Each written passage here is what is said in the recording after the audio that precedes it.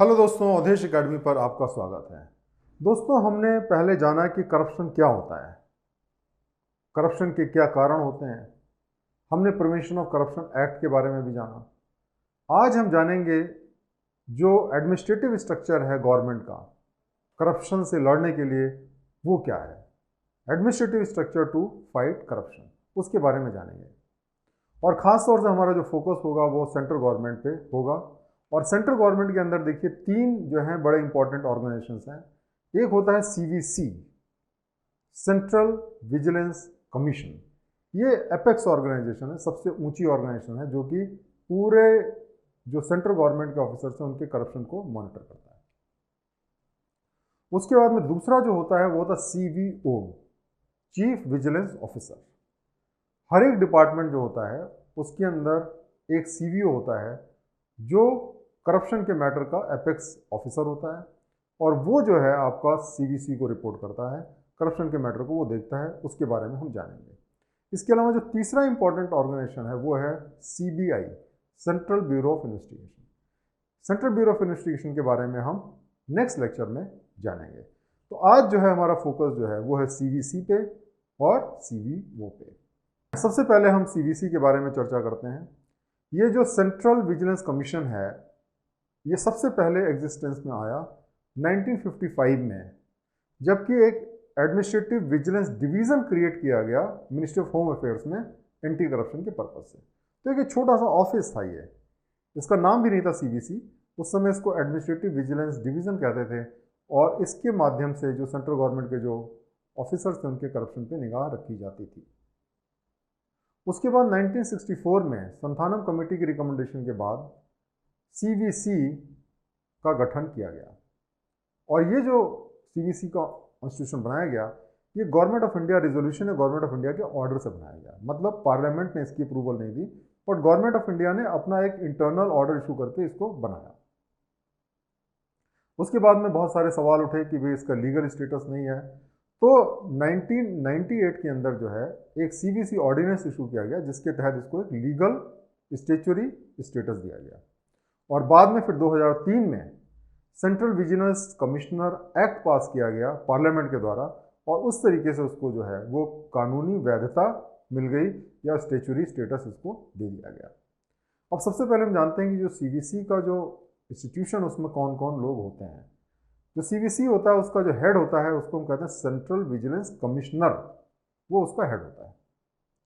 उसके अलावा वहाँ पे दो जो होते हैं वो विजिलेंस कमिश्नर होते हैं जो इसको रिपोर्ट करते हैं, और इनका जो कार्यकाल होता है ये 4 साल का होता है, या फिर 65 ईयर्स की एज जब तक उनकी नहीं हो जाती तब तक उनका कार्यकाल होता है।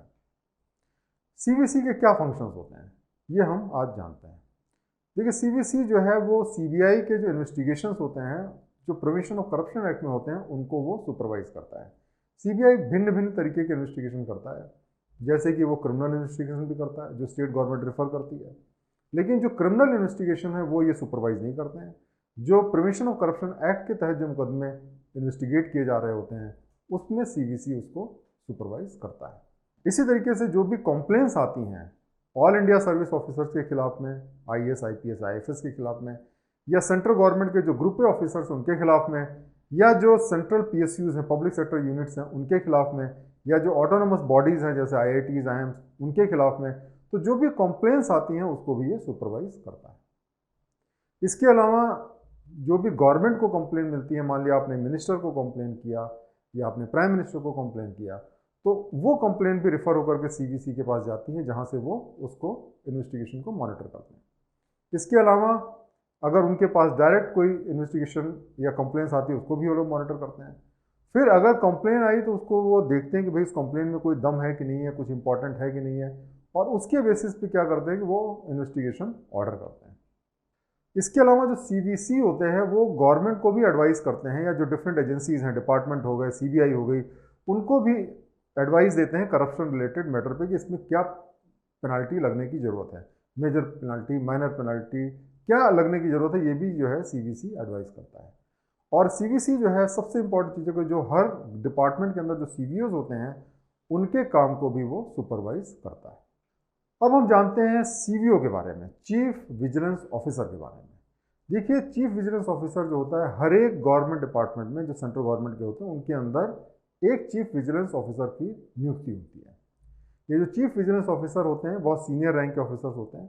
ये डिपार्टमेंटल हेड को रिपोर्ट करते हैं। जैसे कि अगर हम कस्टम एंड एक्साइज डिपार्टमेंट की बात करें या इनकम टैक्स डिपार्टमेंट की बात करें, तो वहाँ पे जो सीवी होते हैं उनको हम डीजी विजिलेंस के नाम से जानते हैं, और वो बोर्ड के चेयरमैन को रिप्रेजेंट करते हैं या रिपोर्ट करते हैं। इसी तरीके से हर एक डिपार्टमेंट के अंदर जो सीवीओज होंगे वो वहाँ के चेयरमैन या टॉप बॉसेस को रिपोर्ट करते हैं। ये जो होते हैं, जो ऑफिसर्स होते हैं, ये करप्शन के मामले में वो सीवीसी को भी रिपोर्ट करते हैं। तो ये जो सीवीओ होते हैं ये एक नोडल पॉइंट का काम करते हैं सीबीआई के लिए भी और सीवीसी के लिए भी, जो भी विजिलेंस या करप्शन से रिलेटेड मैटर होते हैं। और जो सीवीओज होते हैं वो जो सीवीसी द्वारा जो इंस्ट्रक्शन इशू किए जाते हैं, CVC time to time instruction issue करता रहता है कि कैसे इन्वेस्टिगेशन करना है, कैसे नहीं करना है, जो भी चीज़ें हैं या क्या टाइमलाइन फॉलो करनी है, वो इंस्ट्रक्शंस को फॉलो करते हैं और उस इंस्ट्रक्शन के हिसाब से वो अपने डिपार्टमेंट के अंदर जो भी करप्शन से रिलेटेड केसेस हैं उनको वो इन्वेस्टिगेट कराते हैं। अब हम जानते हैं कि जो सीवीओ होते हैं उसकी क्या फंक्शंस होते हैं। देखिए, सीवीओ का रोल बहुत ही ज़्यादा क्रिटिकल होता है क्योंकि वो उस डिपार्टमेंट के सारे करप्शन रिलेटेड केसेस को हैंडल करते हैं। तो वो जो करप्शन से रिलेटेड केसेस होते हैं उनको जो कहते हैं, हम लोग विजिलेंस वर्ड इस्तेमाल करते हैं। विजिलेंस का मतलब ये है कि करप्शन से रिलेटेड केसेस जो होते हैं वो विजिलेंस के दायरे में आते हैं। तो सीवीओ जो होते हैं वो बेसिकली 3 टाइप के विजिलेंस एक्ट को करते हैं, एंटी करप्शन एक्ट को करते हैं। एक हो गया प्रिवेंटिव विजिलेंस, दूसरा है प्यूनिटिव विजिलेंस और तीसरा है सरप्राइज विजिलेंस। तो हम इन तीनों के बारे में जानते हैं। सबसे पहला है जिसको हम कहते हैं प्रिवेंटिव विजिलेंस। प्रिवेंटिव विजिलेंस का मतलब यह है कि हम करप्शन को ना होने दें। जैसा कि आपने सुना होगा, prevention is better than cure. अगर हम किसी बीमारी को हम होने ही ना दें तो उससे बेहतर क्या हो सकता है, क्योंकि अगर कोई बीमार हो गया उसके बाद उसको अगर हम इलाज भी करवाते हैं तो कुछ ना कुछ उसके यहाँ पे नुकसान हो सकता है। तो प्रिवेंटिव विजिलेंस का जो पर्पस होता है कि करप्शन को होने से रोका जाए। तो कैसे? तो इसके लिए क्या होता है कि जो एग्जिस्टिंग प्रोसीजर्स हैं उनको हम कैसे मॉडिफाई करें ताकि जो है करप्शन का स्कोप कम हो जाए। उसी तरीके से जो सीवीओ हैं वो सजेस्ट करते हैं कि कैसे जो प्रोसीजर्स हैं उनको हम सिंप्लीफाई कर सकते हैं, जिससे कि जो डिले होता है गवर्नमेंट के प्रोसेसेस में वो कम से कम हो जाए, क्योंकि इससे भी करप्शन जो है वो काफ़ी हद तक कम हो जाता है। फिर जो रेगुलेटरी प्रोविजंस होते हैं जिसके माध्यम से सिटीजन्स को या टैक्स पेयर्स को कुछ परमिशंस की ज़रूरत होती है, लाइसेंसेस की ज़रूरत होती है, उसको मॉडिफाई कैसे किया जाए कि करप्शन को कम किया जा सके। इसी तरीके से जो गवर्नमेंट के जो ऑफिसर्स होते हैं उनकी जो डिस्क्रिशनरी पावर है उसको मॉनिटर करते हैं ये लोग, ताकि उस पर अंकुश लगाया जा सके, करप्शन कम किया जा सके। इसके अलावा वो जो नॉर्मल सिटीजन्स हैं उनको एजुकेट करते हैं। विजिलेंस अवेयरनेस वीक मनाया जाता है सारे गवर्नमेंट डिपार्टमेंट्स में, उसकी पब्लिसिटी की जाती है, उन लोगों के नंबर बताए जाते हैं कि अगर आपको कोई कंप्लेन है तो आप इनको फ़ोन कर सकते हैं। तो इस तरीके से भी ये जो है करप्शन को कम किया जाता है। फिर एक इम्पॉर्टेंट चीज़ देखिए क्या होती है कि जो एरियाज ऑफ करप्शन होते हैं उनको आइडेंटिफाई करना, जहाँ पे करप्शन हो सकता है, और उन पे जो है सही लोगों को पोस्ट करवाना, ये भी जो है बहुत ज़रूरी होता है सीवीओ के फंक्शन में। इसके अतिरिक्त में जो सीवीओज होते हैं वो एक डाउटफुल इंटीग्रिटी लिस्ट बनाते हैं। जो ऑफिसर्स की इंटीग्रिटी डाउटफुल रहती है, मतलब वो करप्ट होते हैं, तो ऐसी लिस्ट जो होती है वो देते हैं जो गवर्नमेंट ऑफिसर्स के डिपार्टमेंट्स होते हैं, जैसे कमिश्नर को या हेड ऑफ डिपार्टमेंट को। और उसके बाद में जो वो ऑफिसर्स हैं, उन ऑफिसर्स जो डाउटफुल इंटीग्रिटी होते हैं उनको इम्पॉर्टेंट पोस्ट पे नहीं पोस्ट कर सकते हैं। तो इस तरीके से जो इस तरीके के लोग हैं जो कि करप्ट हैं या करप्ट हो सकते हैं, उनको इम्पॉर्टेंट चार्जेस ना दिए जाएं ताकि वो करप्शन ना कर सकें।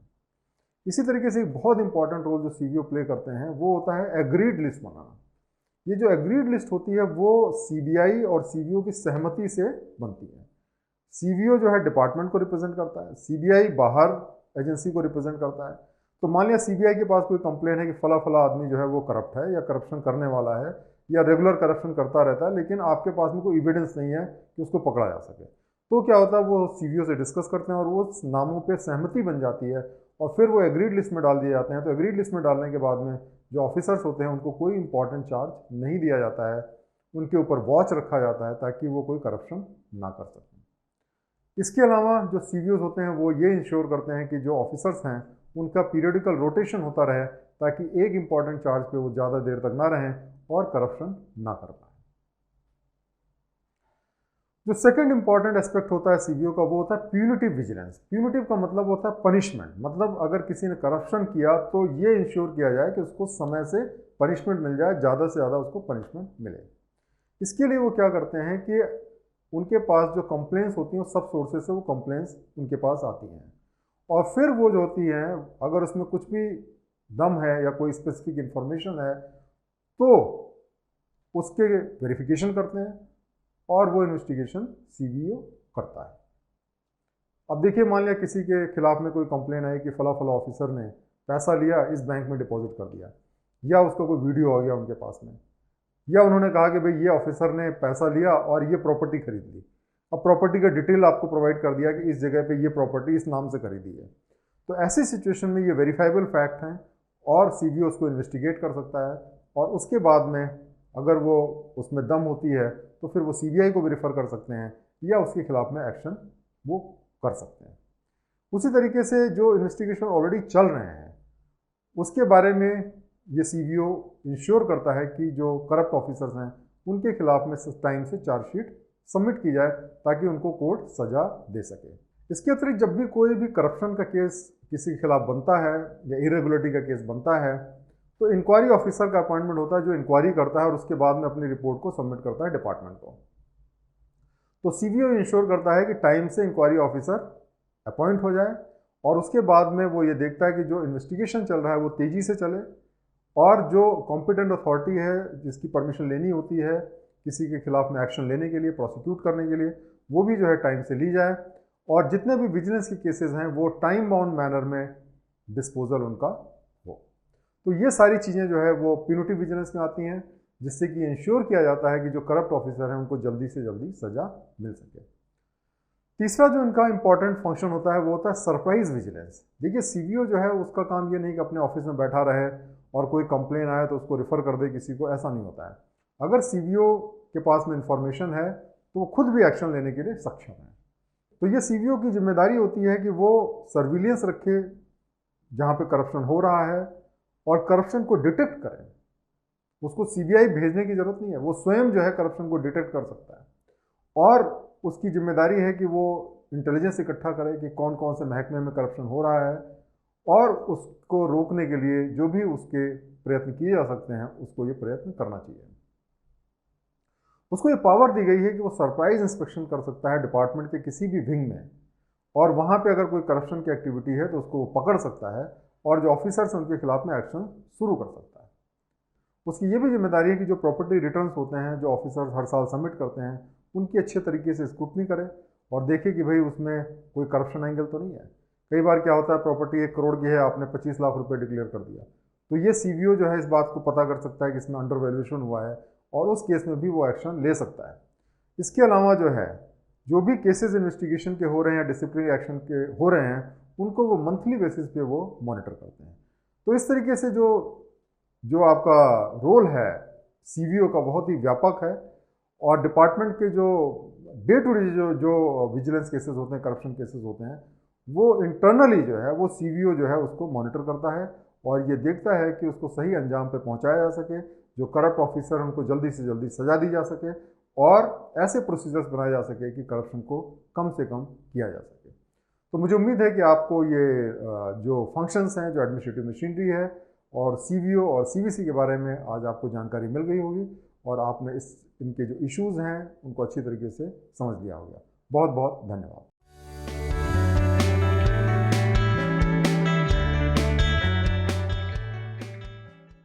दोस्तों, आज हम जानेंगे सेंट्रल ब्यूरो ऑफ इन्वेस्टिगेशन या सीबीआई के बारे में।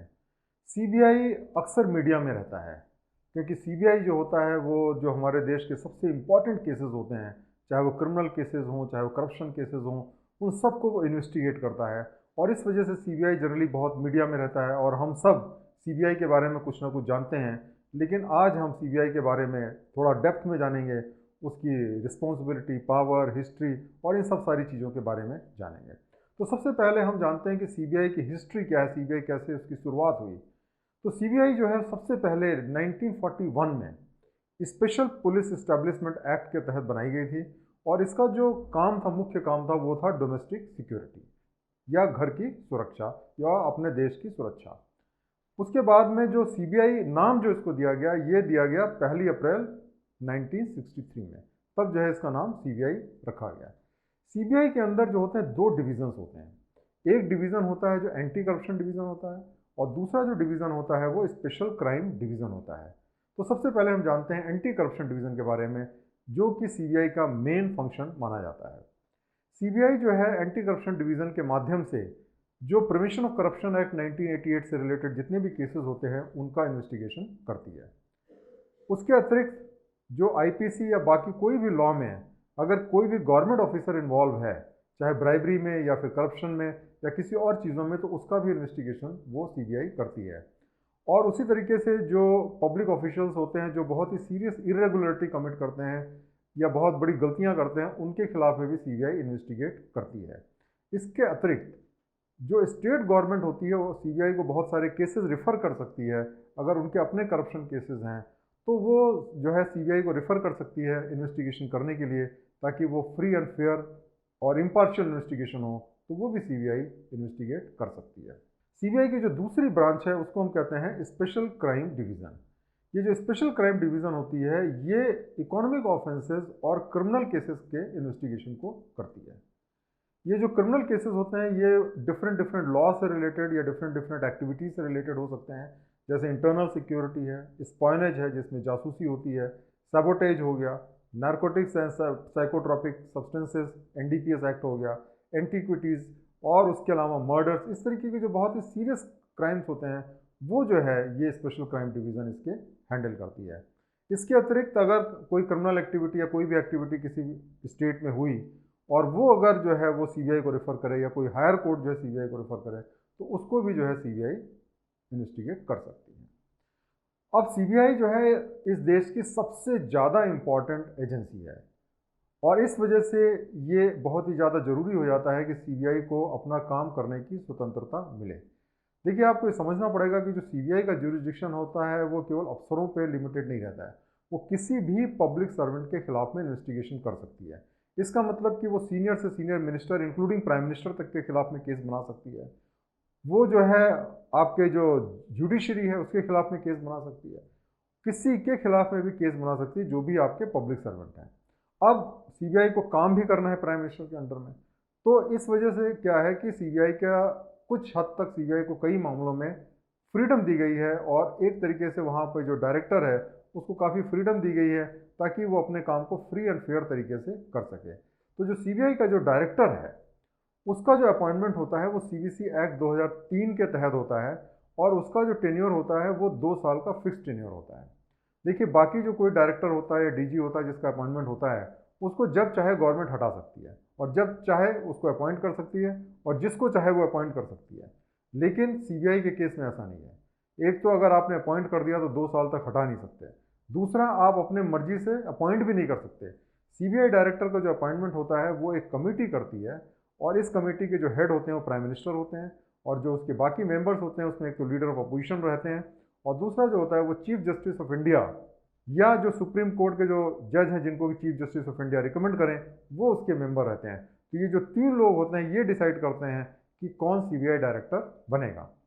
अब सीबीआई जो है उसको कोई भी इन्वेस्टिगेशन स्टार्ट करने के लिए यूजुअली परमिशन की ज़रूरत नहीं होती है अगर वो जो है वो ब्राइबरी मतलब वो ट्रैप केस हो, कोई आदमी पैसा दे रहा हो, कोई पैसा ले रहा हो, तो उस समय आपके पास में प्रैक्टिकल नहीं है, आप किसी एजेंसी के पास जाइए और वहाँ से परमिशन लीजिए। तो ऐसे केसेस में सीबीआई जो है स्ट्रेट वे अरेस्ट कर सकती है, केस बना सकती है।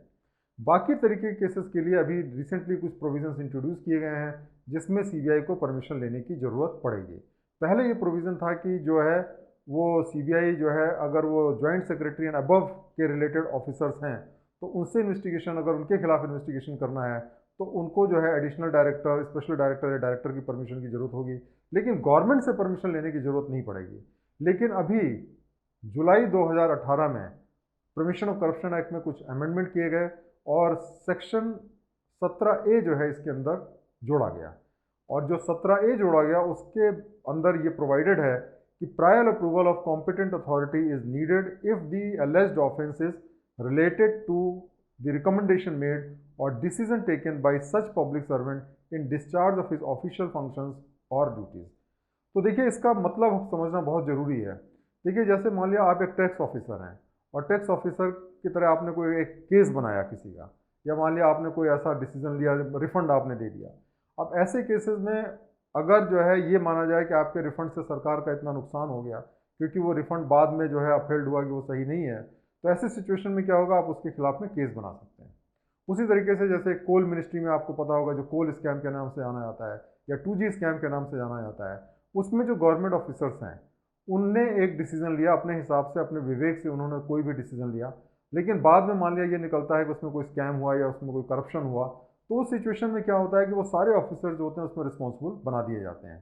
तो ये जो प्रोविज़न इसमें डाला गया है कि अगर कोई भी गवर्नमेंट ऑफिसर है जो अपनी ऑफिशियल ड्यूटी से रिलेटेड या ऑफिशियल फंक्शन से रिलेटेड कोई भी काम कर रहा है और उसमें अगर कोई डिसीजन लिया या उसमें कोई अगर उसने रिकमेंडेशन दिया, तो उस वजह से आप उसको चार्जशीट नहीं कर सकते, उसको प्रोविजन ऑफ करप्शन में नहीं डाल सकते जब तक कि आपको गवर्नमेंट परमिट ना करे।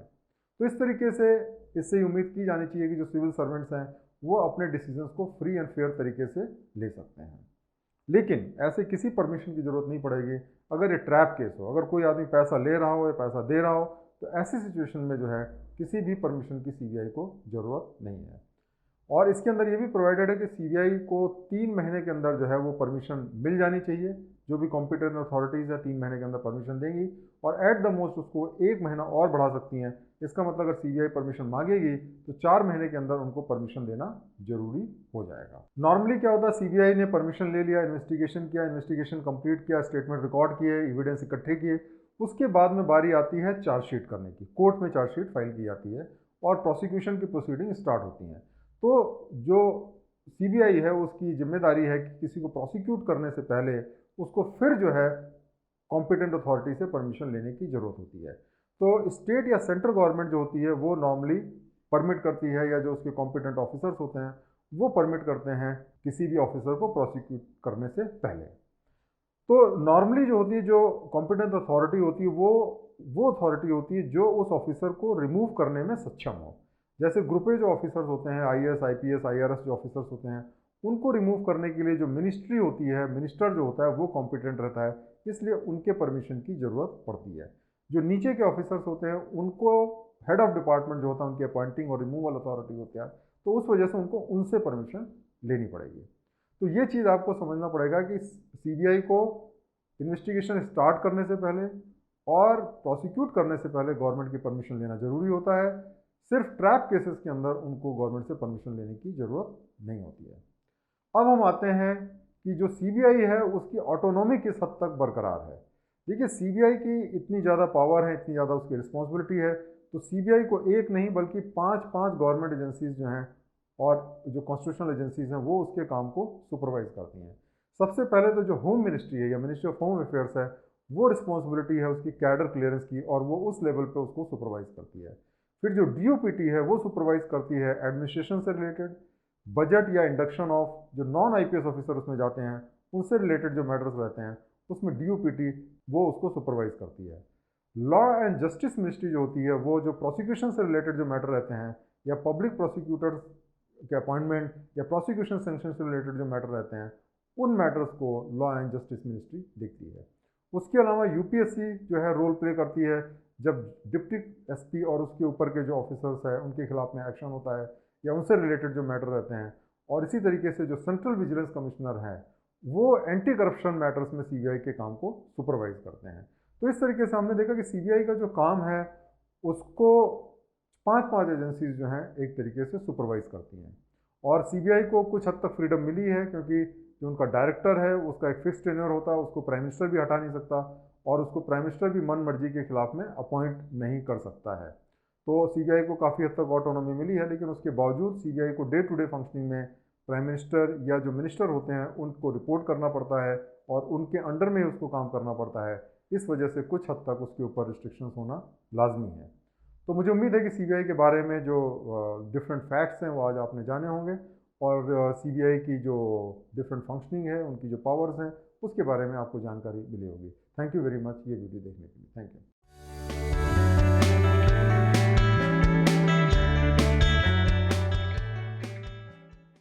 दोस्तों, आज हम जानेंगे लोकपाल के बारे में। जैसा कि हम सब जानते हैं कि लोकपाल जो हमारे देश में आया 2013-14 में, उसका जो सबसे बड़ा कारण था वो था अन्ना मूवमेंट, जो कि 2012 में जिसने पूरे देश को हिला दिया था।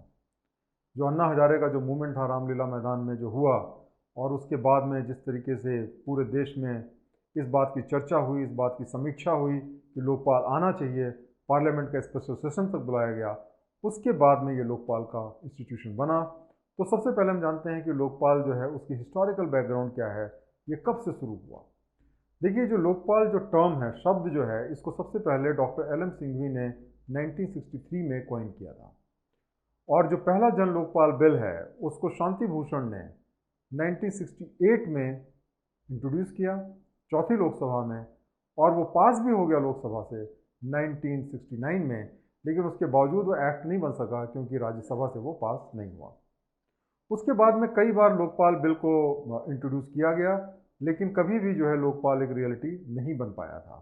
फाइनली जो है 45 साल बाद में जब पहला बिल आया था, उसके बाद में लोकपाल एंड लोकायुक्त एक्ट 2013 जो है वो आपका 2013 में पार्लियामेंट से पास हुआ, और 1 जनवरी 2014 को उसको प्रेसिडेंट ने अप्रूव कर दिया, और फिर वो एक कानून बन गया। तो अब हम जानते हैं कि जो लोकपाल है उसके जो मुख्य जो बिंदु हैं वो क्या हैं। तो सबसे बड़ी बात देखिए क्या है कि ओम्बुड्समैन है लोकपाल। लोकपाल जो है वो सीबीआई नहीं है, लोकपाल पुलिस एजेंसी नहीं है, लोकपाल है ओम्बुड्समैन। ओम्बुड्समैन जो होता है, क्या होता है कि जो एजेंसीज होती हैं जैसे कस्टम डिपार्टमेंट हो गया, एक्साइज डिपार्टमेंट हो गया, बैंक्स हो गए, वो अक्सर ओम्बुड्समैन को अपॉइंट करते हैं।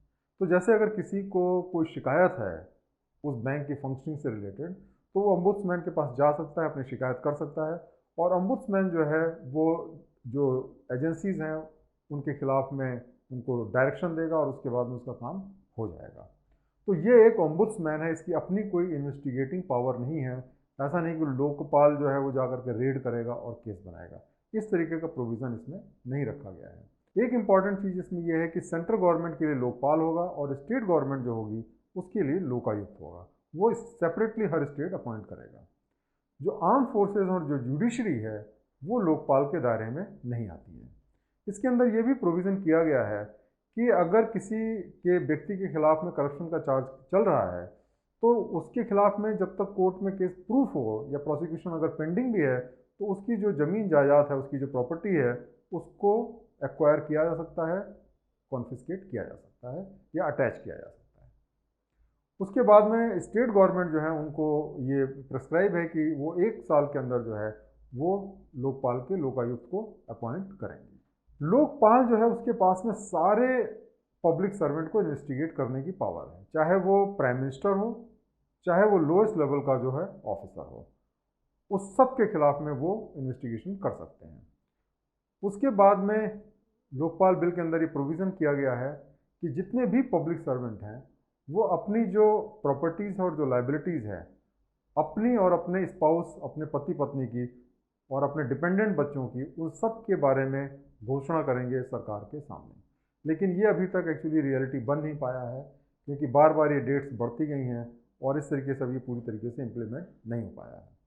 इसके अंदर जो है वो विसिल ब्लोअर्स हैं, उनको प्रोटेक्ट करने का भी प्रोविज़न है, और उसके लिए एक सेपरेट जो है विसिल ब्लोअर प्रोटेक्शन एक्ट भी पास किया गया है।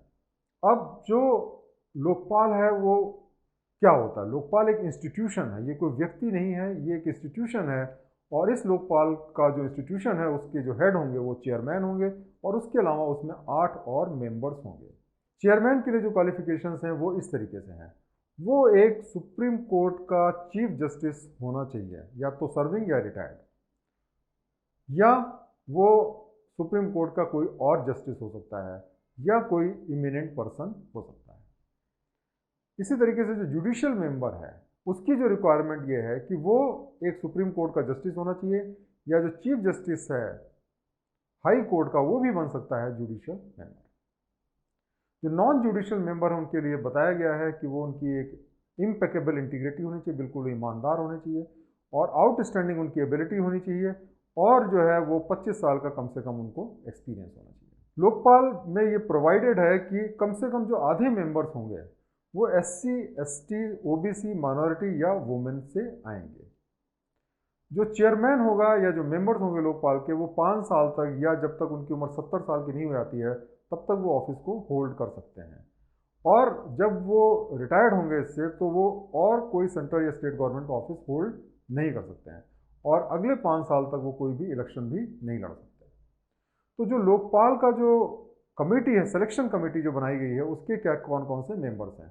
प्राइम मिनिस्टर हैं, उसके चेयरमैन, उसके अलावा जो मेंबर्स हैं उसमें से एक हैं speaker of house, leader of opposition of Lok Sabha, chief justice of India, और 1 प्रोमिनेंट ज्यूरिस्ट जो कि प्राइम मिनिस्टर, स्पीकर या लीडर ऑफ अपोजिशन रिकमेंड करेंगे।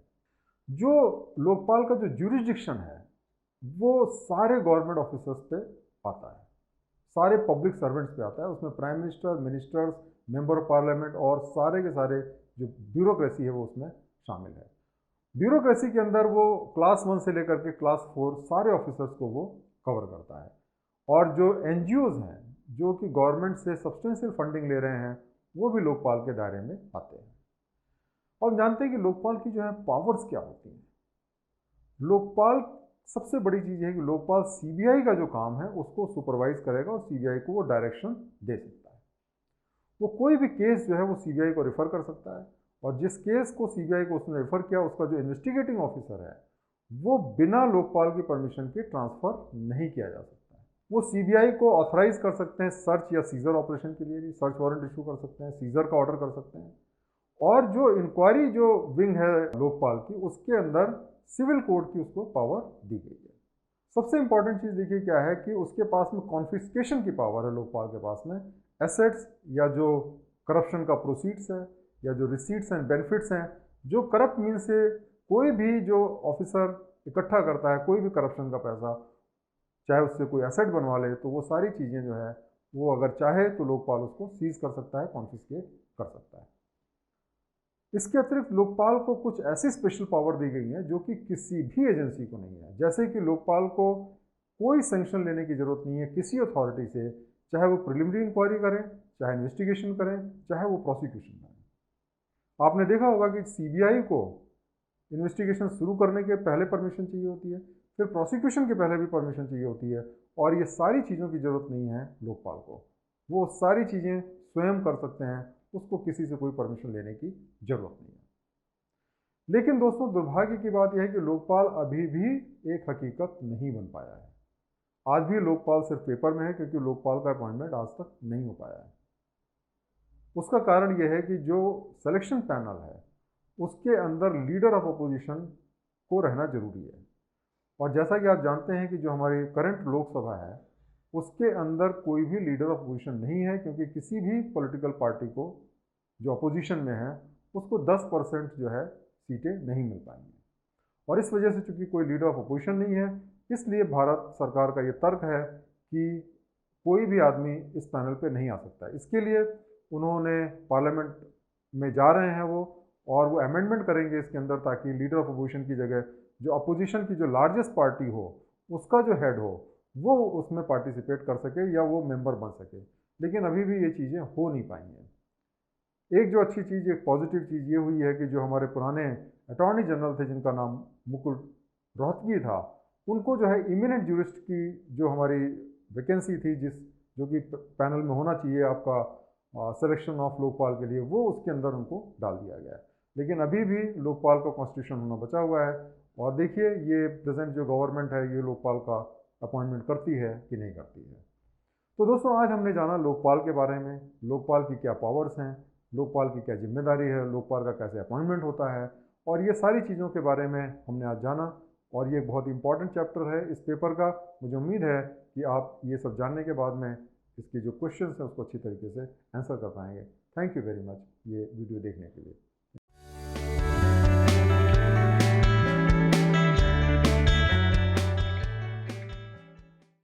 दोस्तों आज हम जानेंगे लोकपाल के बारे में जो अपडेट्स हुए हैं उनके बारे में।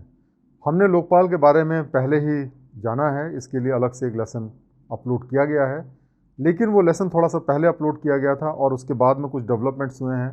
तो जो अपडेशन है जुलाई 2020 तक का या कि इस महीने तक का, उसको हमने इस लेसन में अपडेट किया है। तो दोस्तों जो पहला डेवलपमेंट है वो ये है कि लोकपाल को प्रॉपरली कॉन्स्टिट्यूट कर दिया गया है। 23 मार्च 2019 को जस्टिस पिनाकी चंद्र घोष को जो है देश का पहला लोकपाल बनाया गया, और उसके साथ साथ में 8 जो मेंबर्स होंगे लोकपाल के उनको भी अपॉइंट किया गया है। और ये सारे के सारे जो 8 मेंबर्स हैं उनको जो है 27 मार्च 2019 को जो है वो शपथ दिलाई गई। इसके बाद में लोकपाल मेंबर जो हैं जस्टिस दिलीप बी भोसले जो हैं उन्होंने जनवरी 2020 में रिज़ाइन कर दिया, और उन्होंने कहा कि उसका जो है पर्सनल रीज़न था, उस वजह से रिज़ाइन कर दिया उन्होंने। और एक दूसरे जो लोकपाल के मेंबर थे जस्टिस ए.के. त्रिपाठी, उनकी अनफॉर्चुनेटली डेथ हो गई मई के महीने में कोरोना वायरस से और हार्ट अटैक से। इसके अलावा जो इम्पोर्टेंट डेवलपमेंट हुआ वो ये हुआ कि जो गवर्नमेंट है उसने रूल्स को नोटिफाई किया कि कैसे जो है लोकपाल में कंप्लेन की जाएगी, और ये जो रूल्स का नोटिफिकेशन है वो मार्च 2 2020 को हुआ। तो पहले जब लोकपाल को शपथ दिलाई गई उस समय तक रूल्स नोटिफाइड नहीं थे कि हम कैसे कंप्लेन करेंगे। अब जो है वो सौभाग्य से रूल्स नोटिफाई हो चुके हैं, तो अब आप जो है कंप्लेन कर सकते हैं। अगर किसी भी ऑफिसर या किसी भी मिनिस्टर के खिलाफ में अगर आप कंप्लेन करना चाहें तो आप लोकपाल में आप कंप्लेन कर सकते हैं। तो चलिए हम जानते हैं कि जो गवर्नमेंट ने रूल्स नोटिफाई किए हैं उसके अंदर जो मेन प्रोविजंस हैं वो क्या हैं।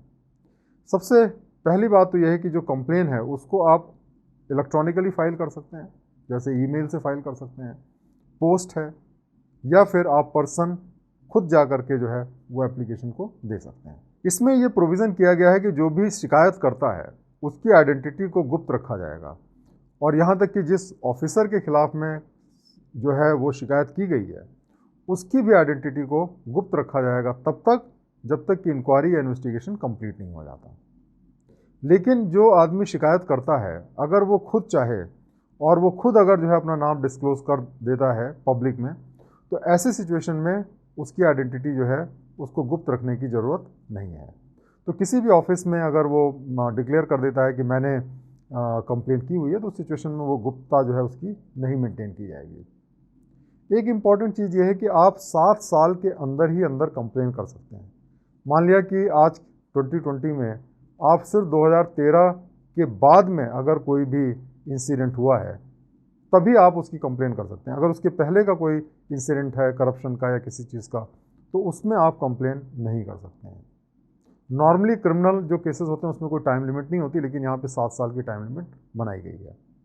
इसी तरीके से जब आप कंप्लेन करना चाहते हैं तो आपको एक नॉन जुडिशियल स्टैम्प पेपर पे एक एफिडेविट देना पड़ेगा कि आपने जो भी चीज़ें दी हैं कंप्लेन में सारी की सारी सही हैं, और इस तरीके से अगर आपके जो कंप्लेन में कोई चीज़ गलत पाई जाती है तो उस सिचुएशन में आपके खिलाफ में भी कार्रवाई की जा सकती है। लोकपाल को ये कहा गया है कि जो भी कंप्लेन आती है उसको 30 दिन के अंदर जो है वो डिस्पोज करेगा।